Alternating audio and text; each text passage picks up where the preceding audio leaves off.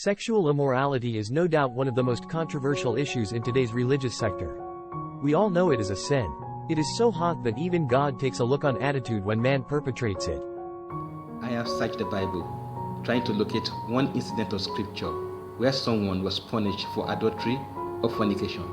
I don't think I have found one. But didn't God punish King David for fornicating with Bathsheba?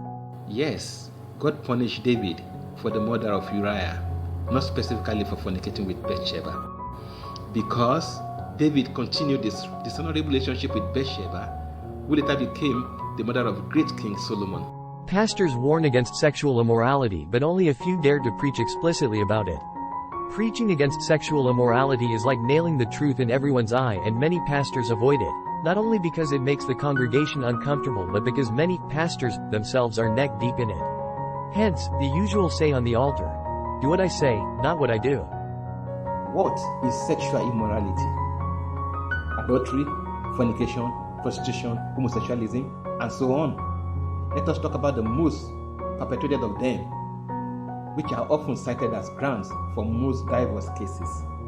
Adultery and fornication is an extramarital engagement with the third party to maliciously interfere with marriage. Does that mean you cannot commit adultery if you are not married? Any form of illicit engagement between two opposite sex outside the covers of marriage is adultery. If adultery and fornication are sins, then it should be punishable. Does God punish people for committing adultery? I think the honest truth is that we are left to suffer or deal with the consequences of our actions. Whatever perils we face as a result of committing adultery or fornication is the price we are paying for our actions, and not necessarily a punishment from God. Is it true that men are polygamous in nature? Is living in polygamy an adulterous life? Is it a sin for Christians to engage in polygamy? Are Christians who practice polygamy living in sin? What does the Bible say or reveal about polygamy? Is monogamy just an English or European culture but not actually a Christian doctrine? There is no scripture in the Bible that categorically forbids polygamy. Without mentioning that polygamy is sin, Jesus teaches that it is better to get committed to one woman for obvious reasons. Coping with a woman's rivalry is stressful enough, not to talk of having to deal with two. We all know that it is a sin to commit adultery, but our knowledge of this has not stopped or deterred us from doing so. Religion aside, women are eager to come against the idea of polygamy because they feel more disadvantaged or vulnerable in most relationships and marriages. Are women unnecessarily feeling insecure, or is their fear about the infidelity in men potent? Shouldn't the fear of infidelity in all relationships or marriages be mutual? No man is comfortable with the idea of sharing their woman likewise, while more women are against the idea of polygamy. Research and statistics has shown that more married women in this generation admit to have committed adultery than married men. This makes me to conclude that most of those who speak openly against polygamy engage more in some form of extramarital curricula than those who are quiet about it. Guilt might just be the reason for your obsession and antagonistic tendencies. Polygamy, or adultery, which is preferable? Would polygamy put an end to the adulterous nature of men? Polygamy is not the solution to infidelity in men. Given the right to have more than one wife does not stop a man from fornicating. There are much more complex issues as to why people commit adultery.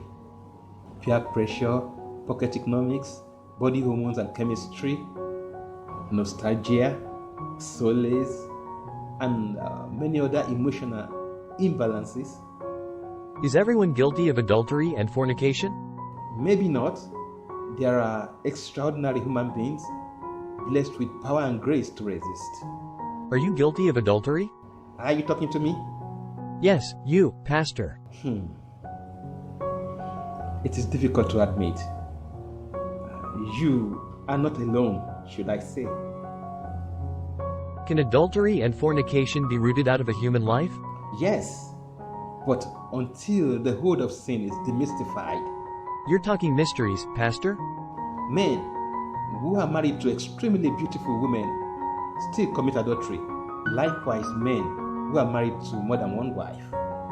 So, it is not the habit, but the consciousness of sins that makes it evil. The element of sin is what brings flavor to our illicit habits. Unless the element of sin is taken away from adultery and fornication, it shall continue to attract every man and woman, irrespective of their religion, age, color, or kind. The consciousness of sin is what adds flavor to our habits. When the element of sin is taken away, most habits lose their flavor. I mean that our interest in such habits are depleted. And how are we supposed to do that? We have to embark on a policy of unconditional forgiveness.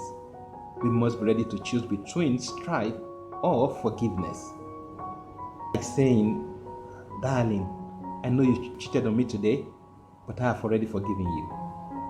When he comes cheating on you the next day, say to him again, darling, I've already forgiven you. And again and again.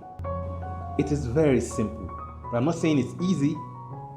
Unconditional forgiveness is the key to demystifying the dominance of sins in our life. Until we are able to embark on a policy of unconditional forgiveness, shall the tentacles of adultery, fornication, and other vindictive sin disengage from our lives and that of our partners.